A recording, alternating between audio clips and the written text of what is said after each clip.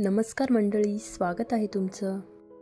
तर मंडळी, आपण सर्व आत्तापर्यंत गणपती बाप्पाची एक सोंड असलेली मूर्ती बघत आलोय.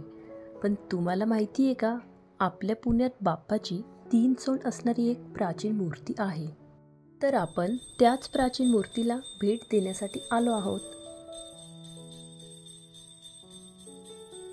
त्रिशुंड्या गणपती हे पुण्यातील सोमवार पेठेत असलेले एक मंदिर आहे. पुण्यातील सर्व गणपती मंदिरांमधले शिल्पकलेने नटलेले हे सर्वोत्तम देऊळ आहे. हे मंदिर गिरी गोसावी यांचे आहे. त्रिशुंड गणेश मंदिर हे त्याच्या समकालीन मंदिरांपेक्षा खूप देखणे आहे. संपूर्णपणे काळ्या पाषाणात केलेले मंदिर पेशवाईतील शिल्पकलेचा अनोखा नमुना आहे. मुळातच ते थोड्या उंच जोत्यावर बांधले आहे, कारण मंदिराखाली मोठे तळघर आहे. त्यामुळे साहजिकच वरच्या मंदिराची उंची वाढवली गेली. मंदिरात प्रवेश करण्याआधी एक मोठे अंगण आहे. त्यानंतर मंडप, पुढे अंतराळ आणि गर्भगृह अशी रचना आहे. मंदिराचे मुखदर्शन बऱ्याच शिल्पाकृतींनी सजवले आहे. मंदिराच्या दरवाजाच्या दोन्ही बाजूला 2 द्वारपाल कोरलेले आहेत. त्यांच्या बाजूच्या भिंतीवर उठावातील साखळदंडाने बांधलेला गेंडा आणि त्याच्याबरोबर असलेले काही ब्रिटिश शिपाई दिसतात. हे मंदिर नागझरी नावाच्या एका मोठ्या ओढ्याच्या काठावर बांधले आहे.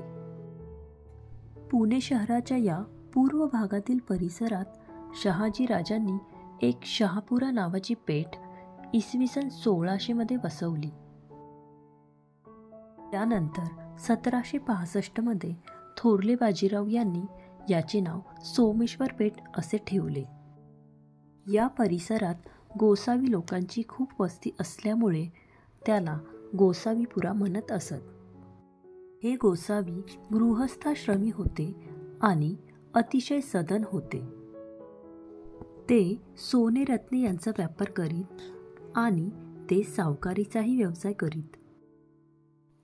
त्यांच्या वस्तीच्या जवळच त्यांच्या गुरुची समाधी असलेले त्यांचे स्मशानही होते. समाध्यांच्या जवळच शिव मंदिरेही उभारण्याची पद्धत आहे. अशाच प्रकारचे एक समाधी मंदिर म्हणजे त्रिशुंड गणेश होय. भीमगिरजी गोसावी नावाच्या इंदूर जवळच्या धामपूर गावाच्या एका सधन व्यक्तीने या मंदिराची उभारणी केली. हे मंदिर पूर्वाभिमुख आहे. मंदिराच्या रचनेवर राजस्थानी, माळवा तसेच दाक्षिणात्य स्थापत्य शैलीचा प्रभाव आहे.